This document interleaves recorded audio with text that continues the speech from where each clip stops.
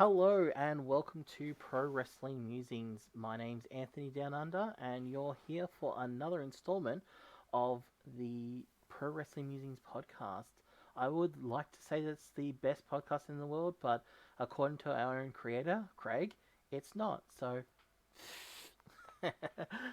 today, obviously, we're going to cover the most recent AEW episode, which is the St. Paddy's Slam, and I have with me my one of my favorite guests, my what would you call it? The villain to my hero story, my arch nemesis, Pete.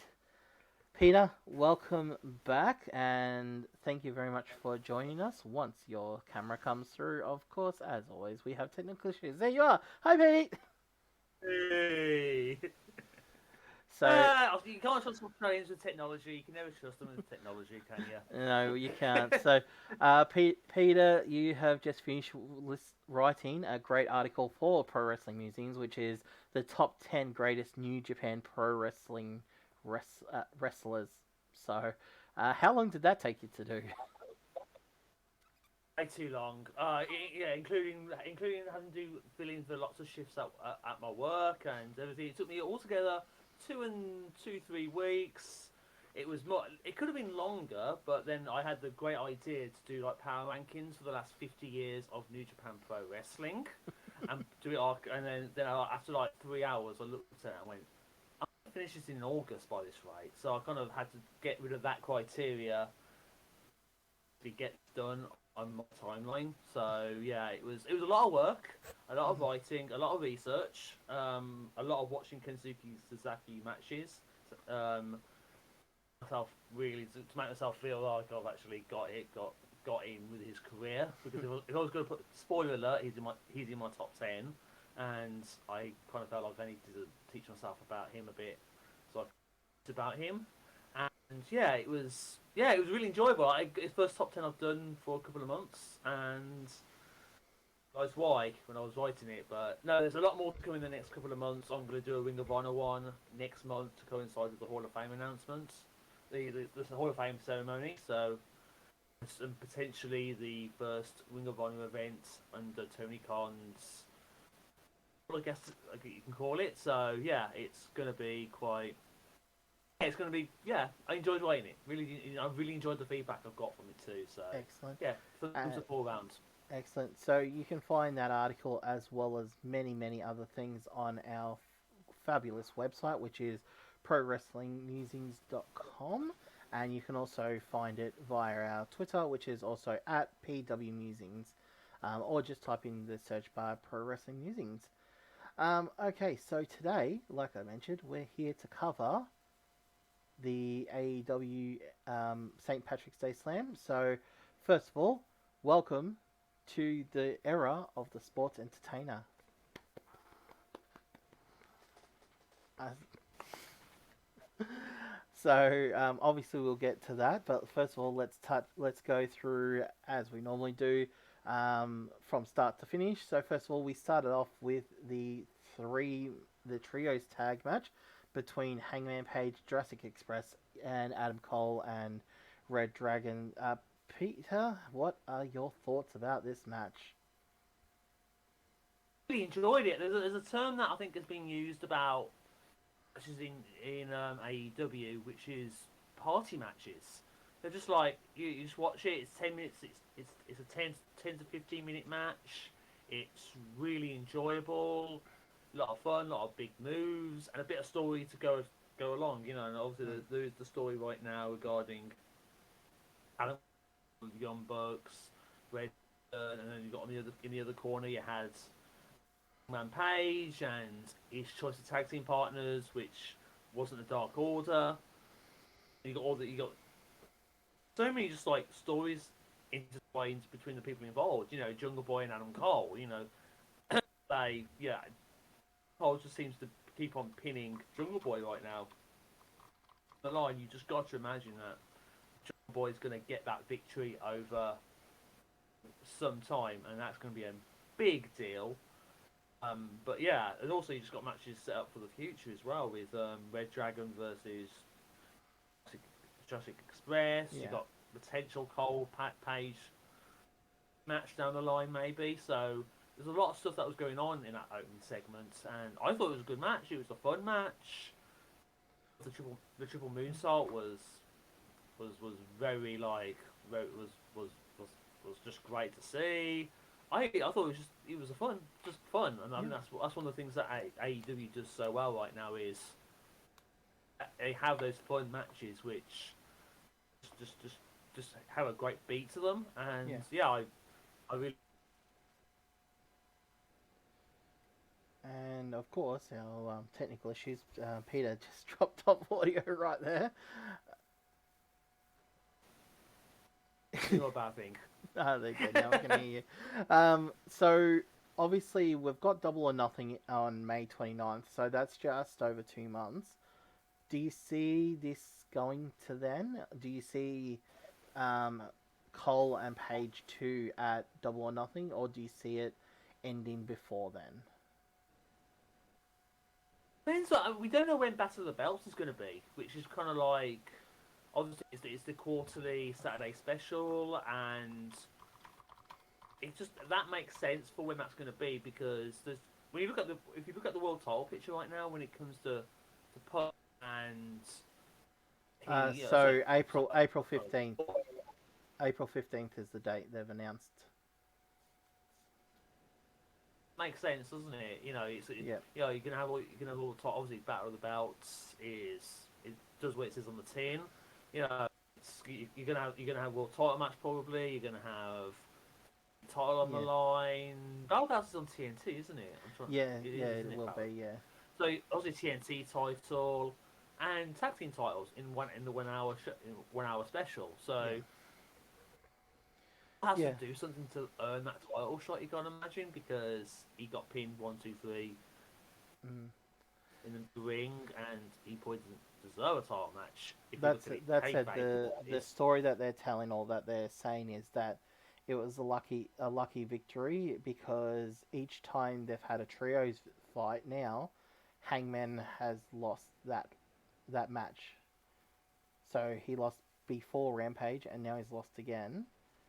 He's not lost the 1-1, so Cole's whole thing is that you got a lucky fluke victory, and in order to prove it, he's beaten him in everything other than singles.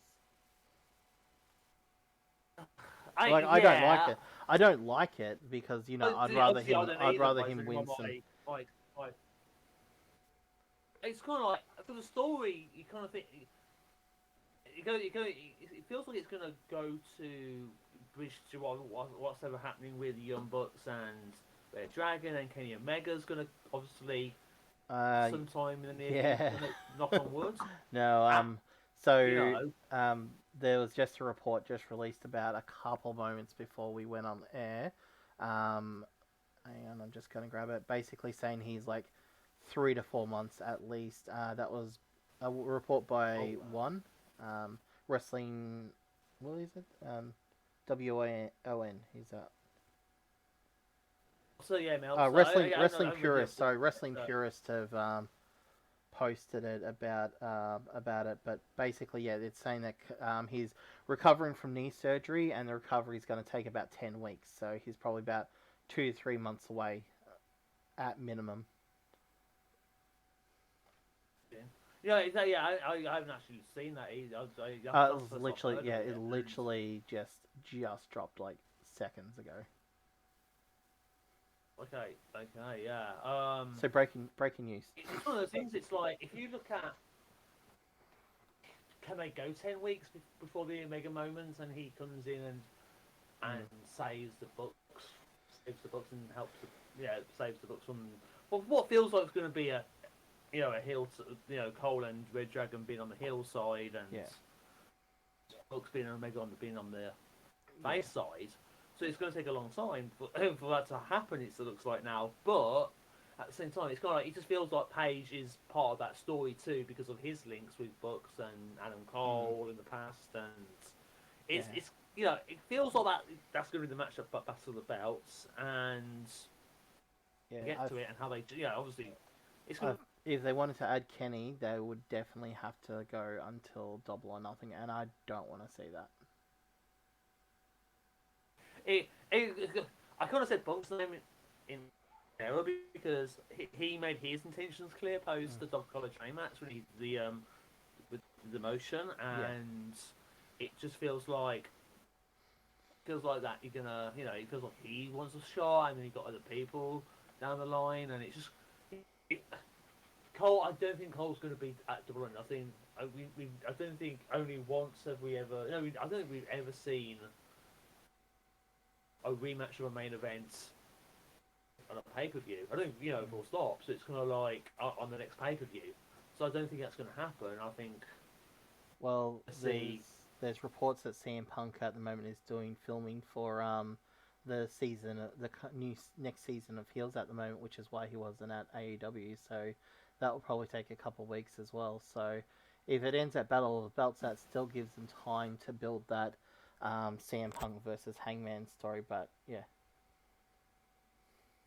if that's the yeah, way they're that gonna go. makes sense. Um, Yeah, is it that feels yeah, like for me, I agree. It was a very fun match. Obviously a hot opener for a bit for obviously a good show. So let's move on to the next one. Let's go on to John Moxley, Brian Danielson, or the Masters of Violence versus Will Yuta Regal and Chuck. Sons. Yeah, Regal Sons versus Yuta and Chuck Taylor.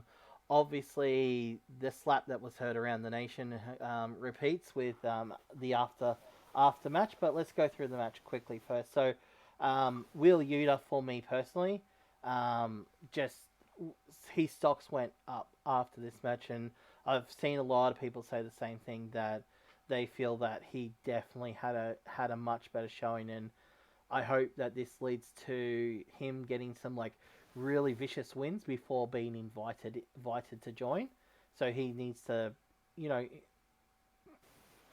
level up a little bit before he comes in. But definitely, Yuta for the first member is such a good pick for that. So, yeah, what did you think of the match? I agree with you on the Yuta stuff. It's like people are kind of like sleeping on Yuta. If you watch his independent work, it is just fantastic. I don't think you're gonna. I think you need to. I think you need to go. It's on IWTV. It's the 1 hour match with Daniel Garcia for the IWTV title, which is just Mm, fantastic. There's a lot of great Yuta stuff you can watch outside AEW, and he would be a great fit for Regal Sons, I guess, is I think I don't know yep. what the official name will be for, but no, yeah, Yuta would be. Yuta was the start of the show. It was just like those last couple of minutes when he came in and just he showed a lot of fire. He showed, the fans got behind him. It was Yuta chance Yeah. at the end of the match because it best he was just fantastic. It's fun to see. I mean, it is. I mean, Regal's commentary was just great. Oh yeah. Regal, Um, I mean, it's good. I should have actually done this before we came on air, but I think you've got in on that for that match only. You've got three Wrestling Observer commentator of the years huh. at table.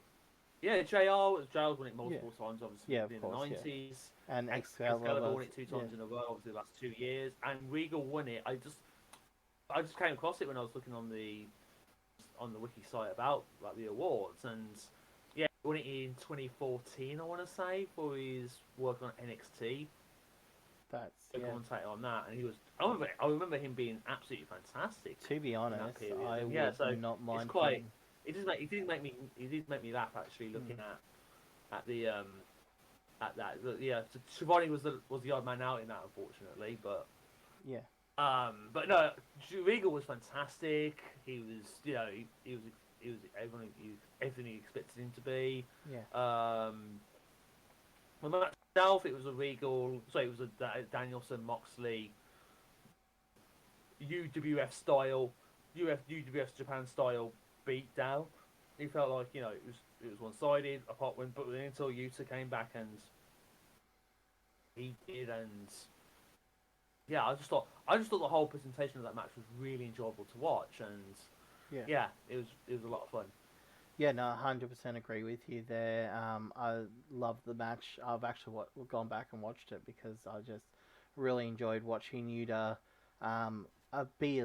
I think more the reason why people aren't as high on him is that he has had to take a lot of very big losses, very easy losses, like his first match against Mox, where he just got absolutely destroyed. But now it's kind of like, okay, you can start doing the stuff that you've been doing on the indies and start opening yourself up to, level up, I guess, start showing a little bit more of what you've actually got. And as people see that, they're gonna get big fans. And yeah, I'm really keen to see this story and see them build their team.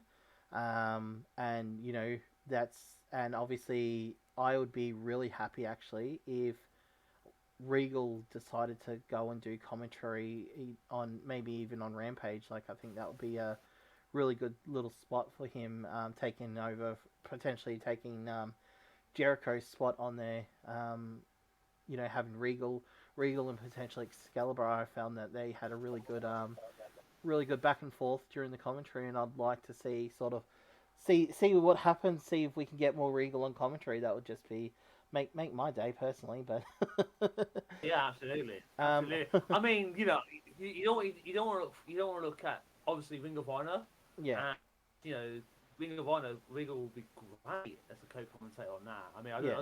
it'd be interesting to see who they put on personnel wise. Would they put Ian Kabini back on, Yeah, and would I they think put everyone wants Regal to be the GM of Ring of Honor, not a commentator. So I think he might be a little bit busy there if he does yeah, that. But that's a whole thing about GMs and they should exist on TV and yeah, the way Tony Khan books it. But that's a debate for another time and potentially. So putting another cheap plug in here, but we are going to put a roundtable out in the next couple of days about what happens next with Ring of Honor. So maybe that idea will pop up on the roundtable in a couple of days' time. that's a very good plug and a very good idea actually. And we might do a It, bit. We it might seen do. me onto it. It was quite nice. we might do a video in regards to a bit more of a conversation about that. So let's move from the pro wrestlers, and I found the placement on this and who's in it very deliberate and very like you can tell what they're building and you can tell where they're going and we all know the long term of this story and where they're heading. So let's go from the building and starting of one faction to the starting of the other faction, which is the JAS, the greatest faction of ever in All Elite, the Jericho Appreciation Society. Yes, I appreciate Daniel Garcia. Yes, perfect. Um, to start to finish, this was just fantastic. I have gone back and watched this like 9 times now. Just everything about it was so great, and I'm so excited. Obviously, as people know, I'm being a little bit critical towards our Lord and Savior Chris Jericho, and I apologize. um, but no, seriously, this is the most interest I've been in anything he's done in ages. He's a master of reinvention. When things are getting stale, he will reinvent himself and come up with something great. This is great. This is gonna be so good. Obviously, the first thing that will most likely happen, and I think the what we're all forgetting is we're gonna have a Eddie and Proud and Powerful versus these guys match sometime in the near future. So um, we'll get that, and then obviously a few things. But I expect that this will probably be a bit of a long build between to get to there. But we all know where we're going, and I think them picking Yuta to be the first is going to be. They're also building that rivalry, which is obviously something they've done in the independence of Garcia versus Yuta, which is a match that's happened so many times, and both of them are fantastic. So I think just that whole building the future, which is and building things that are gonna happen in long term.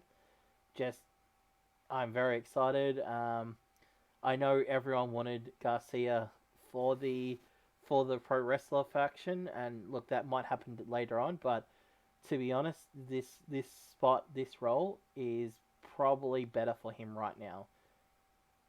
What's your You know take? what? It's actually What's your really good take on heat if the you think J? about it. Sorry, what was that?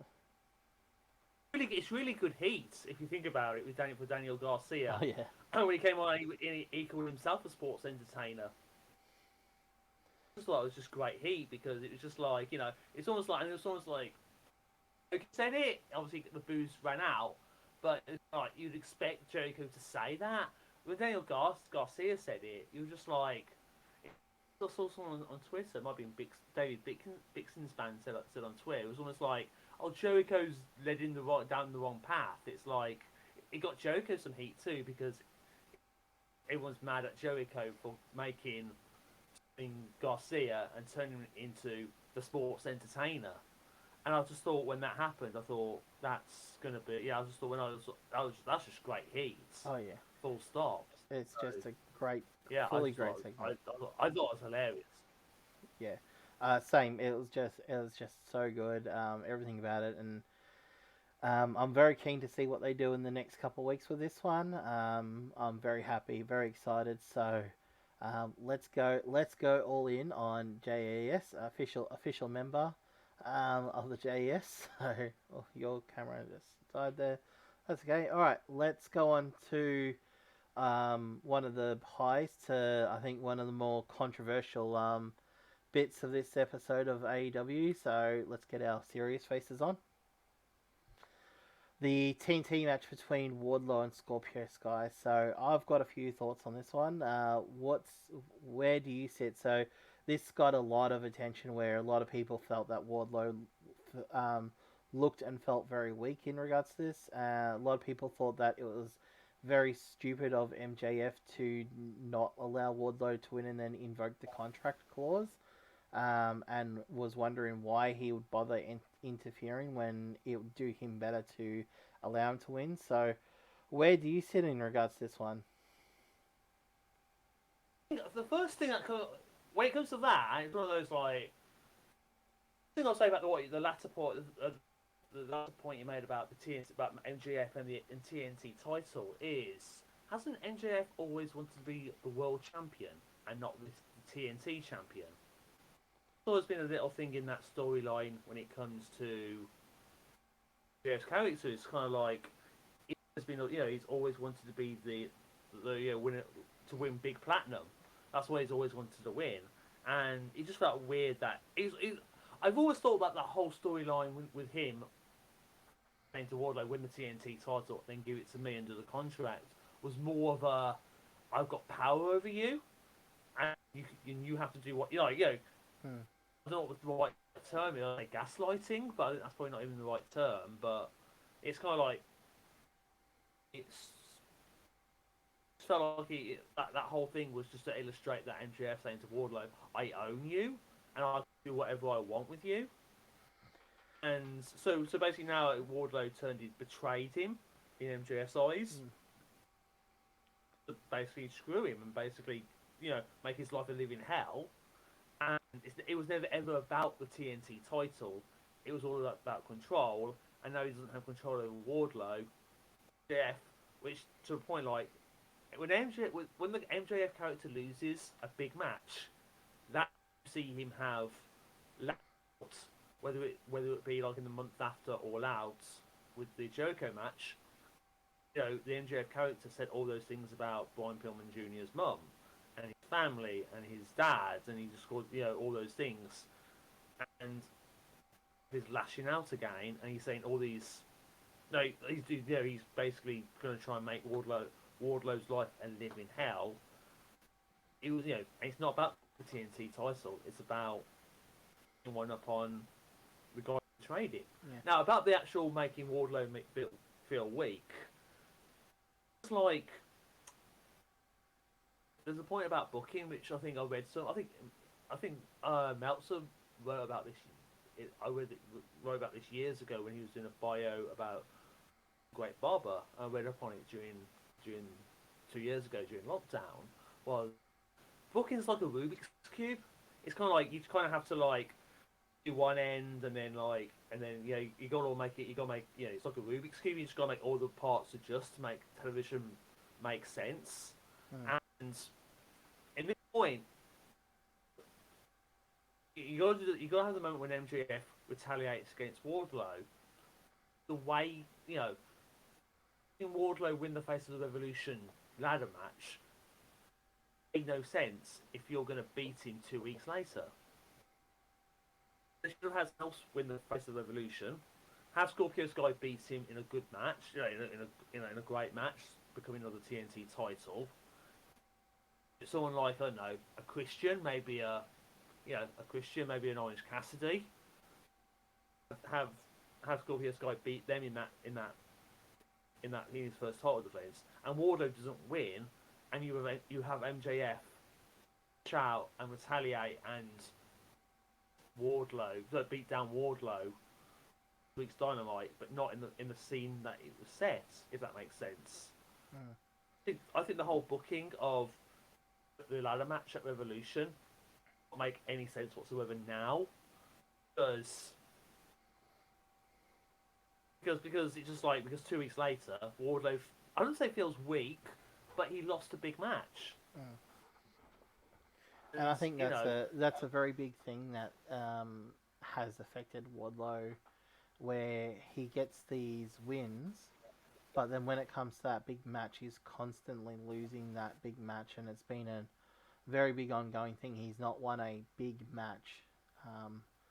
But for me personally, so in regards to the whole MJF thing, I think the issue is that in the last couple of weeks during the feud with Punk and that, they mentioned the TNT title, and obviously in the build up to Revolution, they mentioned about the TNT title and the contract clause that Max could take it from him multiple times, and also mentioned that Max said that he was gonna, not do that to him. So I think that's why it is in people's minds, because AEW themselves have brought it up very, very recently. So I think just a lot of people feel that maybe they didn't do a good enough job of explaining why MJF did this, why he, because it feels very silly of, hey, just let Wardlow go win, and then impose your contract any time at this point.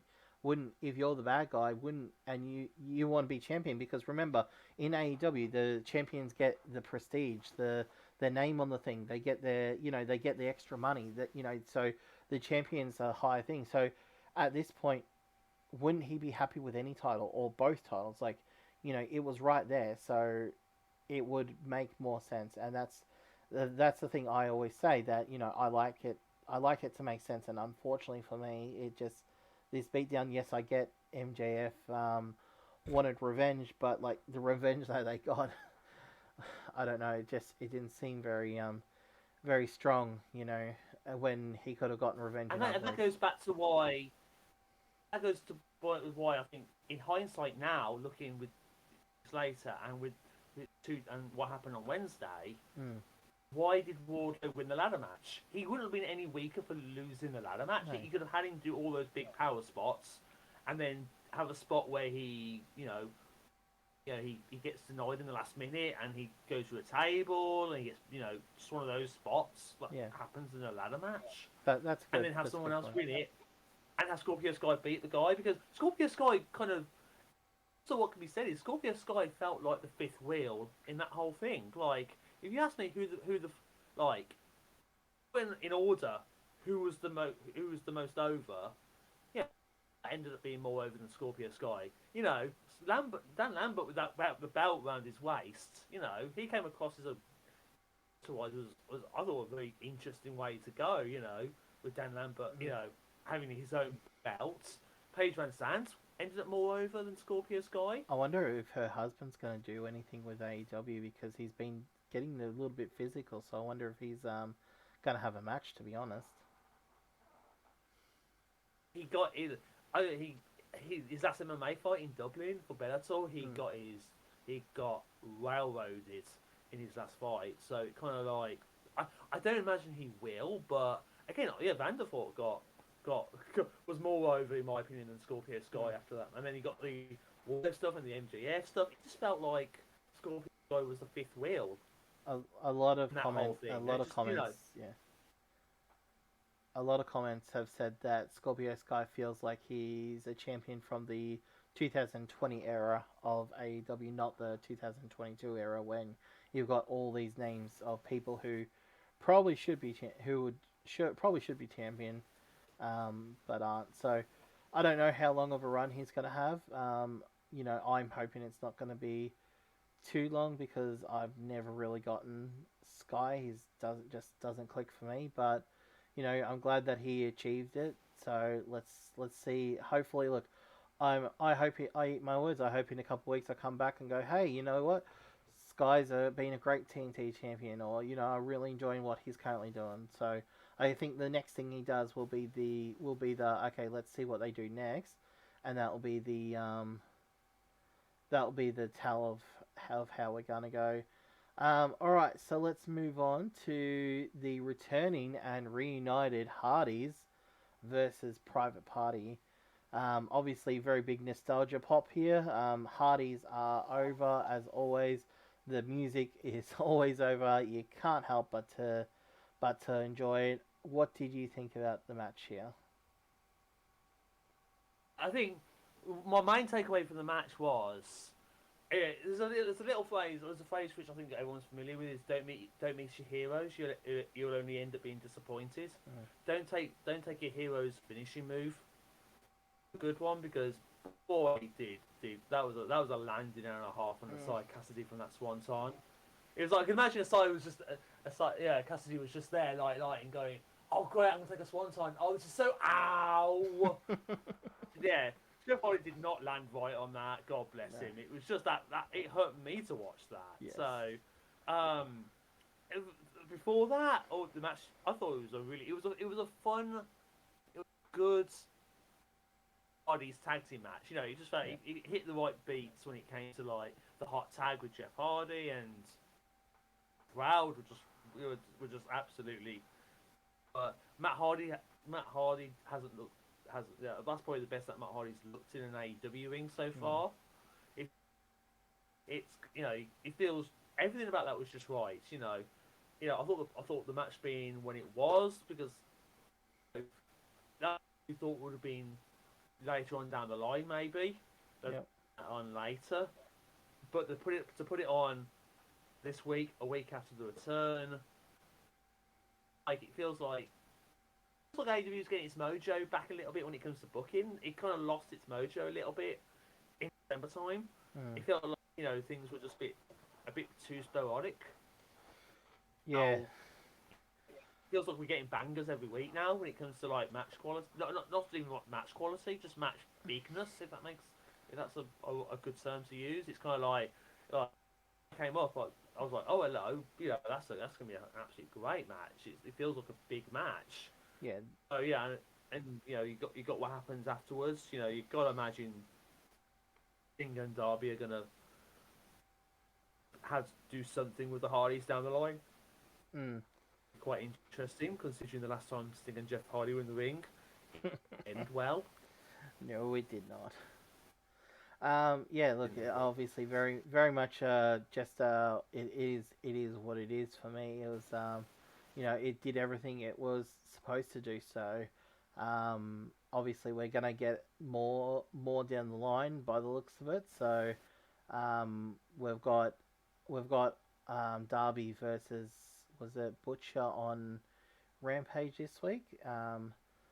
So yeah, we've got that. So before we hit the main event, we'll just quickly touch on the couple little segments. So we had the FTR versus Young Bucks and the Young Bucks thing where they did a few teasers for a certain person there, which might come in as the manager. So, do you think that they're going to bring in Brett as the manager for FTR? No, it kind of a lot of people want it to happen, which obviously makes a lot of sense because Bret Hart is.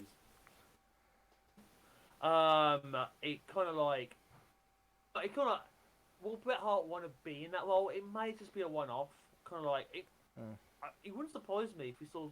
It's interesting. Like we were talking, actually, this is just coming to my head right now as I speak. But obviously, you're talking about Double or Nothing and how long it's going to take for Omega to come back, and that. Also, don't forget we've got the Owen coming up as well. And you know, FTR versus Bucks, Double or Nothing. Is it 2 years, 3 years even? 3 years after Bret Hart turned up at Double or Nothing, and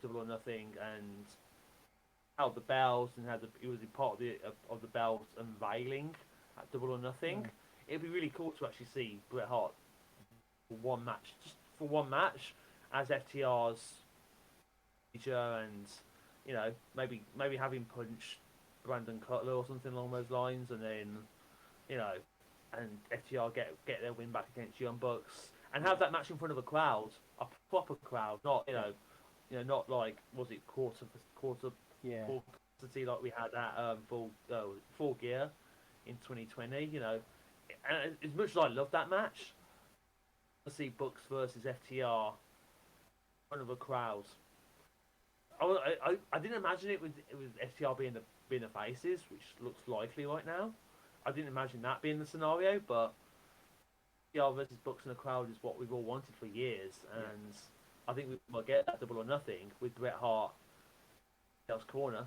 I'll take that. Yeah, I think. I'll give my money for that. Yeah, I'm in on that as well.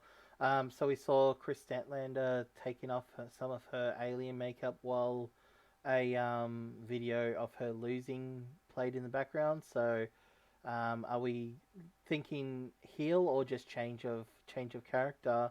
And where do you think she goes? So like, she has unfinished business with Layla. And let's be honest, some of the things she said in the build up to the match on the Revolution buy-in were pretty heelish. I'm not gonna lie, You reckon? Telling someone that their mother didn't love them. That's I'm why gonna. they. I'll be honest. Someone who plays a lot of Cards Against Humanity. That's a babyface line, but I can see why people thought she was a heel. But it was kind of like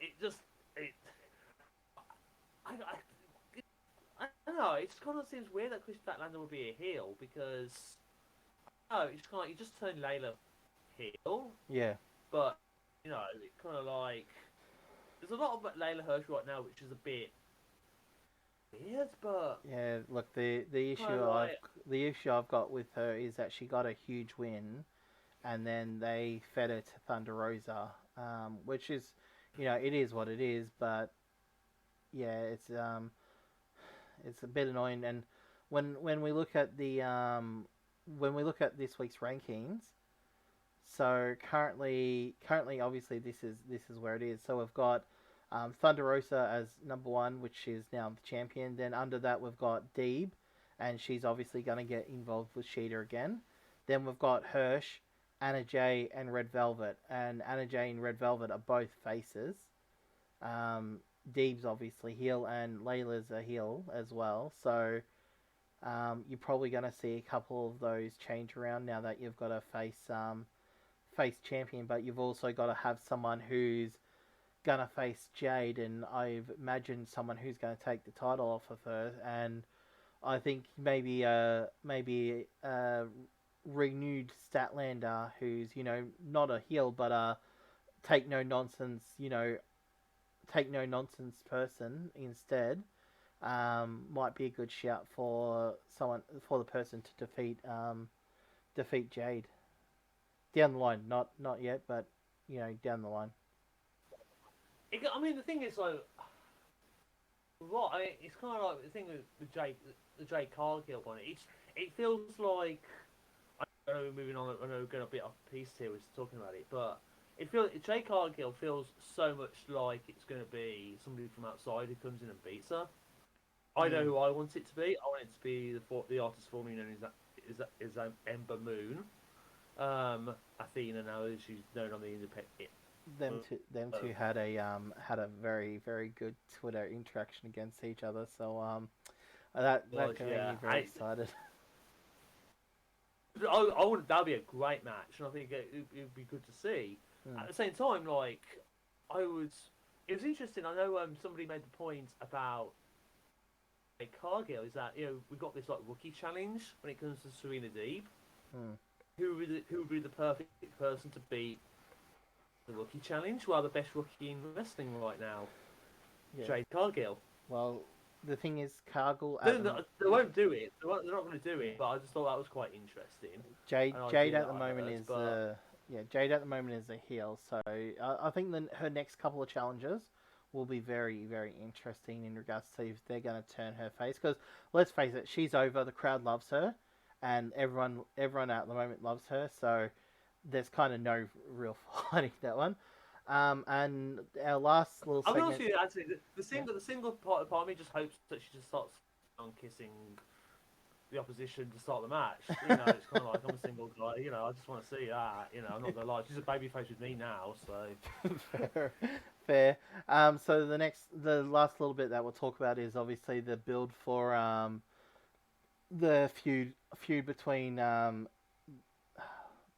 Team Taz versus Keith Lee, which obviously now we're getting the claimed and a certain swerve added to that mix. So that will be very interesting to see what happens on Rampage with that one. But um, Ricky's obviously we're building up to Keith Lee versus our boy Hobbs. So that's gonna be a banger. And looking at potentially getting B. Swerve versus Ricky. Yeah, I'm ready for that one. I'm keen.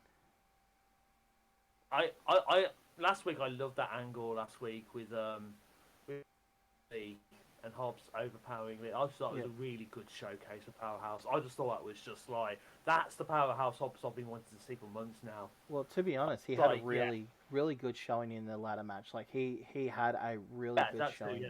So yeah, like he really came out of his shell in there, and I feel he probably was one of the best in that ladder match.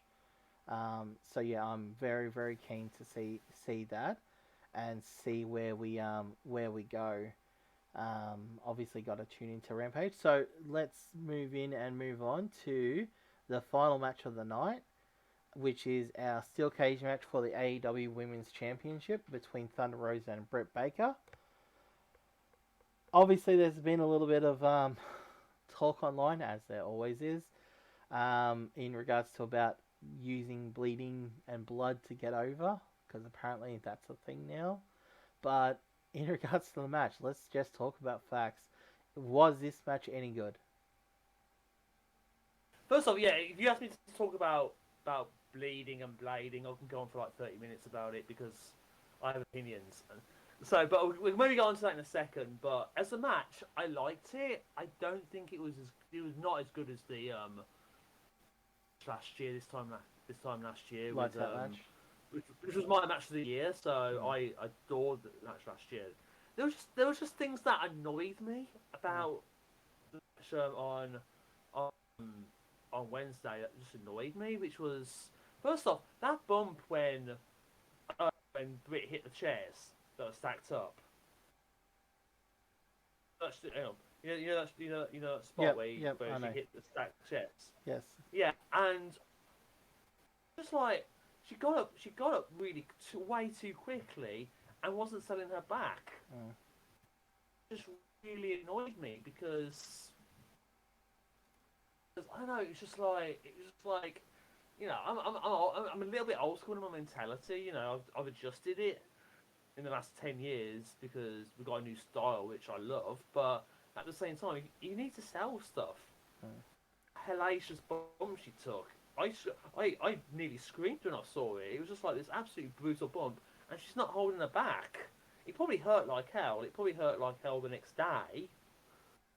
I just thought hold her back, and it just felt like it felt like that spot didn't happen. Mm. That match, it just annoyed me.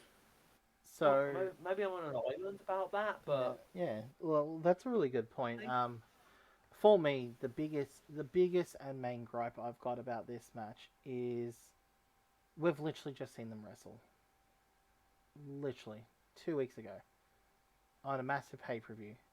I know this is a different match, but for me, it's just it took so much away from it for me. I don't I don't like rematches when the point was yes, I felt that the interference was way overused. You know why didn't the interference come out and even attempt to climb the cage? Like yes, that's the point. The cage was the point. It's just for me. There's just a few little logic holes, but for me, at the end of the day, it was just the fact that I just seen this. If they should have just given her the title at Revolution, and I don't. Yes, it was a good match, but they could have just done a steel cage. Like if this was a better story, and I think that was what Gareth was saying last week about it, that this story and the build up to this has been so muddied. I know that obviously they wanted to do it in her hometown and everything, but for me, just having her lose that match in the way that she lost it, and literally 2 weeks ago, and now this, it just, for me, it just really dulled it a little bit, and it's a bit disappointing. I'll probably go back and watch it in a couple of weeks' time and see if I do enjoy it. But right now, it's just very clouded by not enjoying their Revolution match because of all that, and I don't think I'm the only one. I looked at the cage site stats, and it's pretty much the lowest rated match for the like a pretty low rated match considering, and it's very diversive. So obviously there was lots of bumps and lots of spots that were good, but it's just nothing. It just felt like it was too soon for them to wrestle after that big loss, and there wasn't really any need for it considering they've just had this big match. And I'm all good that Thunder Rose is now our champion. That is the champion, and I'm hoping that we just get some really good banger wrestling matches from her. It'll be interesting to see what happens with Britt now, to be honest. Obviously, she's probably going to have something involving Hayter coming down the line soon. But for now, it'll be very interesting to see what she goes on to do now that she's not champion. That I think is going to be very, very interesting considering that they do only focus on like one or two women's things at a time. So I wonder if Britt disappears for a while.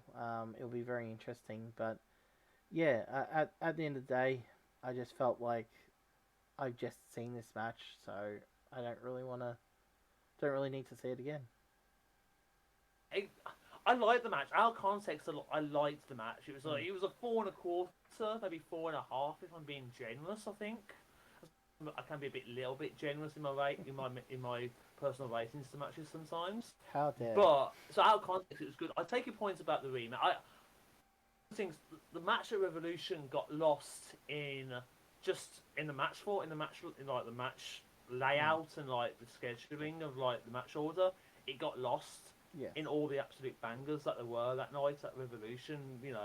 Good luck trying to follow, Punk and Jeff. Good luck. It was just that was never going to work. And with the interference, the interference was there for a reason at Revolution. It was I'm there to aware. set the cage match. In his hometown, it was that was the point of it. You might disagree, and I get the disagreements about it. At the same time, it was there to basically the whole point of the cage match is to keep outside forces outside. That's the point of a cage match.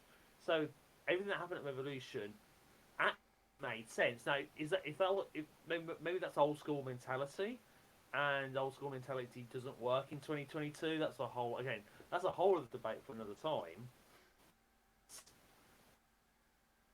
That was the point of the interference was for St Patrick's Day Slam. That was the whole point of it. So the point with that is if you look at other cage matches where they've done a cage match to keep people out, you see that those people come in and attempt to interfere anyway, and there was no sign of either Jamie or Rebel or Reba at all. So for me, I would have at least expected them to even come down and attempt to get in, and maybe some other baby faces from the back come and stop them.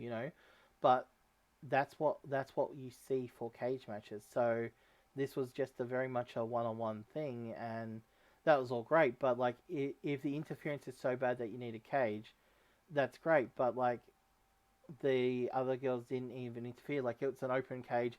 There's a cage door. There's ways to get around it, and we just didn't see that. So, like I said, again, I'm not saying it was a bad match or anything. It just, for me, there's just a few little logic holes that just do affect it for me. And I think with reviews and everything, it's always a very personal thing. And by no word is our word law. And if you've got an opinion, we would love to hear your opinion in the comments. So let us know what you thought about the match. So what was your The one thing I'll say yeah quickly is the one thing I'll say, Anthony, is yeah quickly is maybe the fact that Hater didn't come out and interfere, plus split down the line, which we think is coming. mm, You know, like Britt Baker can make the point. Oh, hang on, you didn't even try to interfere down the line. That goes into like what leads to the split between Baker and Hater. okay. Well, I guess we'll see. But then she'd have to also blame Reba as well under the same thing. She'd have to blame both of them. Yeah, fair point, but yeah, fair We'll point. see. I guess, like I said, we'll see. Like I said, it will be very interesting to see what happens with Baker now. Now, obviously, she's still over as hell, so it'll be very interesting to see what exactly she happens. So, I think a week or two, and we'll start seeing if you're correct, and if you're wrong, I'll drag you back on the show and say, haha, you're wrong. And if you're right, we'll just forget this Yeah, conversation ever happened. like always. All right. So for you, Just what a was quick question, Anthony. yeah Sorry, can I ask a quick question? yeah What did you think of the blood? me? I have no issues with it at all. I don't even care. For me, yes, it does. I, It I'm it adds. I feel that it adds to it, and it adds to make it seem. I didn't realize how much having blood on there added to the visuals and the feelings and emotions that are going through you. So I've got no issues with it, and they use it sparingly enough. Like, they don't use it all the time, but yeah, I've got no issues with it. What about not 30 minutes? Not 30 I'm a minutes? child of that. I'm a child of the Attitude Era. So it's kind of like I'd love to know those people who are complaining what the average age is, Mm. because like So the the average complaint age. the complaint is that the women's matches on AEW, the big matches, have required the women to bleed in order to get over. That's the complaint. Now, the complaint is completely wrong because we have a long list of AEW matches which don't have any blood. For example, Deeb versus Sheeta, Deeb versus Riho, Deeb versus anyone. But we've got a whole heap of matches that don't have any blood, which are absolutely fantastic matches. So for them to say, "Oh, the women's division basically requires blood to get the women over," is just like, it's just stupid, and I don't want to give it more time than I've No. already given it. Also, just one last thing is, if you've got a match where weapons are involved, if you hit like in kayfabe, in the kayfabe world, if you hit someone very very hard with an object, or you throw somebody very very hard into an object, there's a chance that there's going to be a laceration. Hmm. It's kind of like that's the point. It's like, it's actually realistic in a Yeah, perverse kind of way. Is that you're gonna have blood in weapons matches? yeah, and I, It I like it. I sense. I think truth. I feel that it's more treating the market where it is, which is we're all adults. We can handle a Yeah. little bit of blood. So let's move on to our next segment, the moment of the night. So for you, what was your moment of the night? Um. God, it probably was. It was actually. I think isolated moment. I would say was probably the Regal slapping Yuta, Yeah, and then Yuta. The look on Regal's face, and then you see Ryan Danielson just coming to shot and saying, What you want to try it, do you? Moment was just great. It's an isolated professional wrestling moment to tell a story. It was just great. I really loved it, and it was kind of like my favorite. Is like it's like the idea of like really slapping everybody. Yep. Just like that idea. It's kind of like it reminds me of getting my New Japan head on it again. Like there's a moment in Antonio Inoki's retirement where literally there's like a queue of people down the ramp, like single file, basically all waiting to get into the ring with one aim and one aim only to be slapped by Antonio Inoki. Yeah, I love that moment as well, but it was not my moment of the night. Very close. It's my number two. Um, whilst I was very tempted to give it to Garcia, turning around and saying I'm a sports entertainer. Actually, that's probably my equal number two. So my equal number two is the Yuta slap, and Garcia saying that I'm a sports entertainer. But they both of those do not compare to the moment of the night when the new names of 2.0 were revealed of Daddy Daddy Magic and what was it? Daddy Magic Matt whatever it was It was always mad, wasn't it? and Cool Hands Angelo Parker. Sorry, I'm just trying to get the Oh yeah. actual name. So yeah, so we've got the Daddy Magic Matt and Cool Hands Angelo Parker. Just the names are just so ridiculous, and it just picks so much about the the naming issues that are having with other companies. Just and it does so much so quickly, and those names are just so ridiculous, but it's so great. So yeah, for me, whilst the entire segment was my favorite thing, the moment when them two names were announced, I was uncontrollably laughing, and my partner literally said, "What's so funny?" And I was like, "Because she's not really a wrestling fan." So I was like, "Look, to be honest, you wouldn't understand. But these guys' names are this," and she even said, "Oh my god, that's hilarious." So yeah, for me that was definitely I'm gonna insist that people call me Daddy Magic from now on. that's Friends copyright. outside wrestling call me Daddy Magic. I'm Daddy just gonna magic. insist on it now. All right, so let's go to our guess some stats. So obviously we got a few matches, so I'm going to give you a stat, and I want you to make a stab, and then when Craig uploads the stats via the Pro Wrestling Musings Twitter or website, we can go in and check it and see whether or not you're right. So I'm going to put you on the spot. All right. So So bad at this, by the way. I'm gonna warn you. I'm gonna be so bad. My Fan- memory's shot off the time. fantastic. I can't really get through life All right. with bad memory issues. Wardlow versus Scorpio Sky. How many fouls do you reckon there were, and who got the most? Again, sorry. Wardlow versus Scorpio Sky. How many fouls do you reckon there were?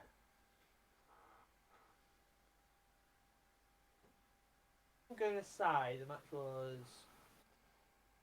what? Outside interference counts as fouls. Yes. We will say yes. We'll say yes. I don't know.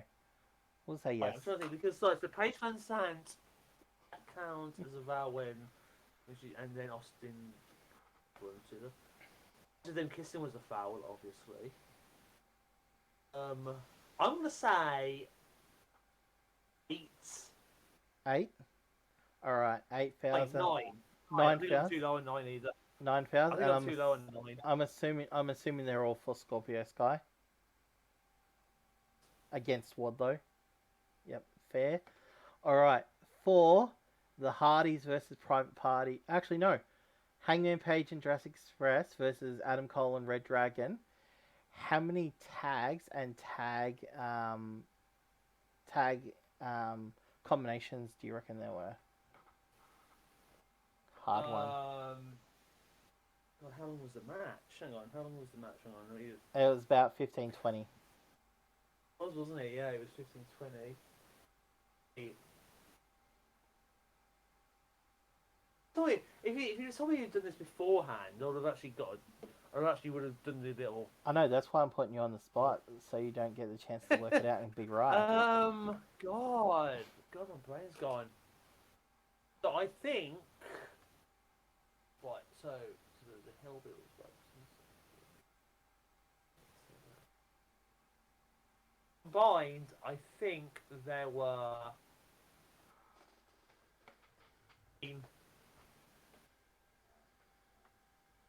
Way too low, isn't it? That's way too low.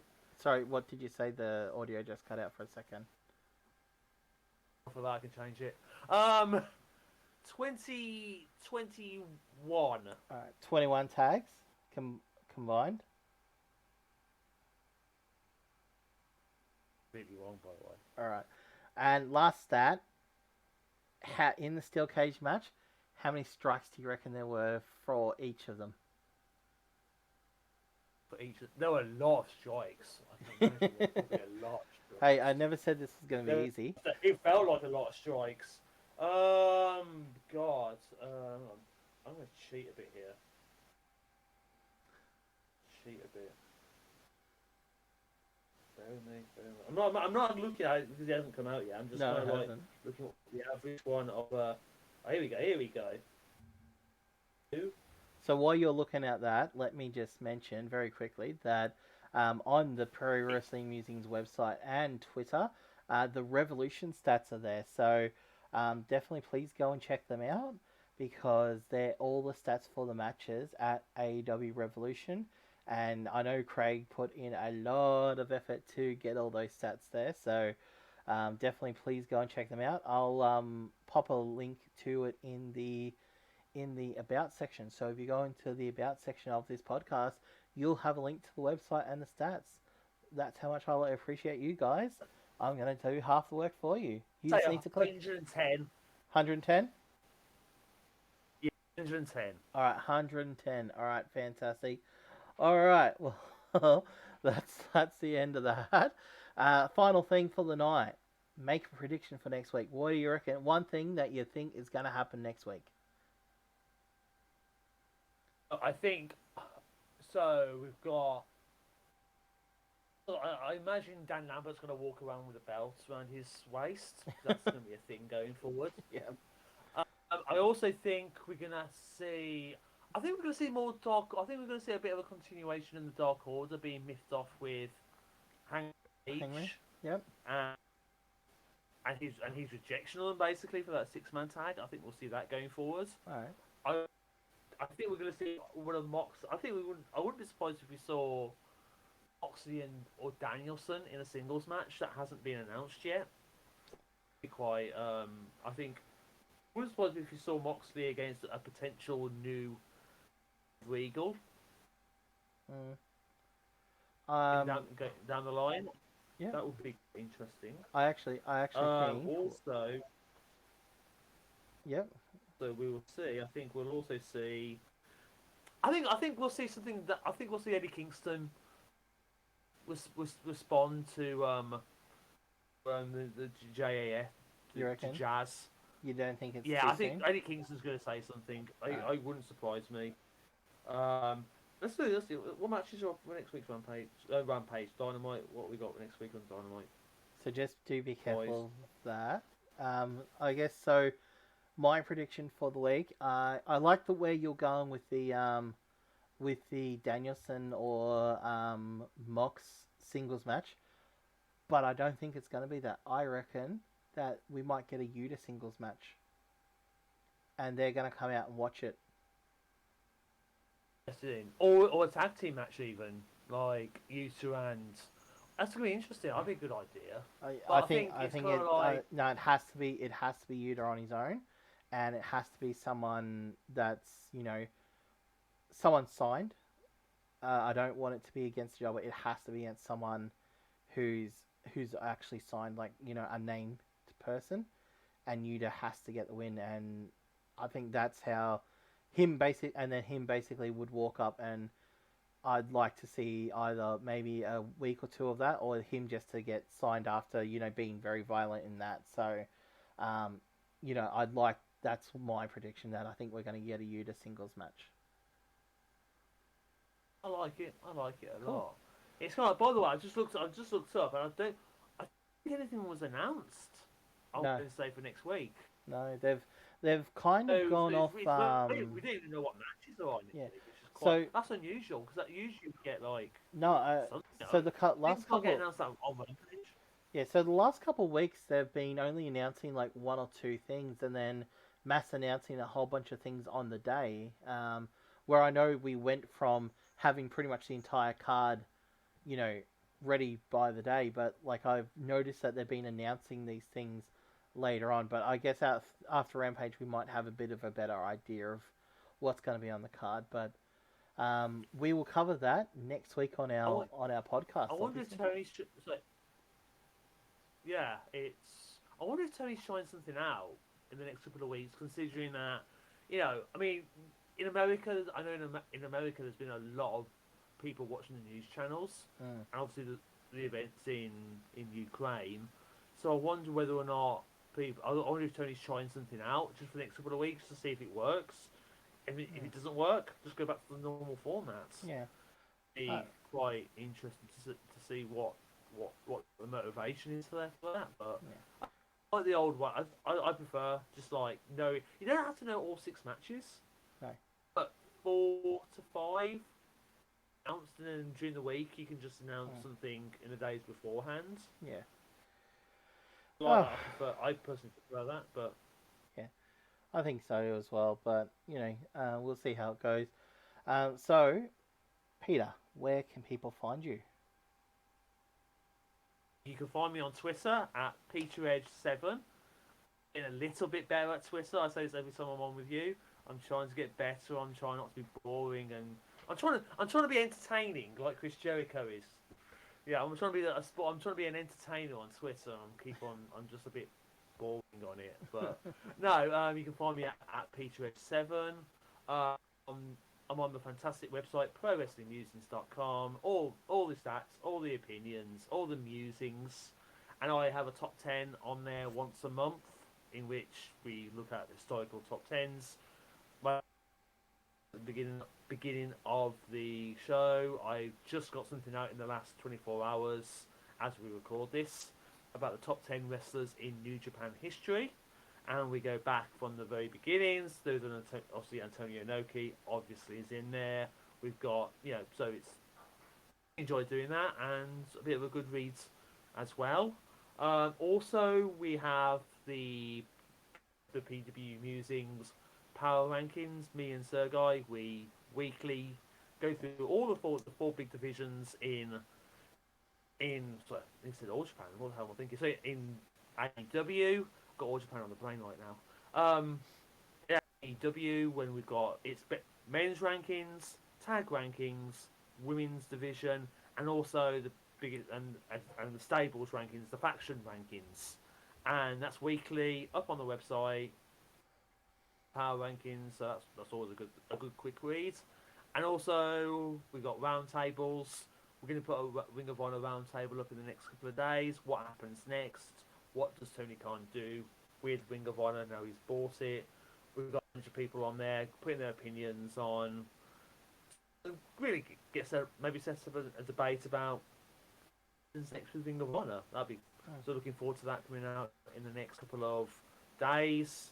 And obviously you can hear my insane ramblings about professional wrestling once every so often until Anthony gets sick of me.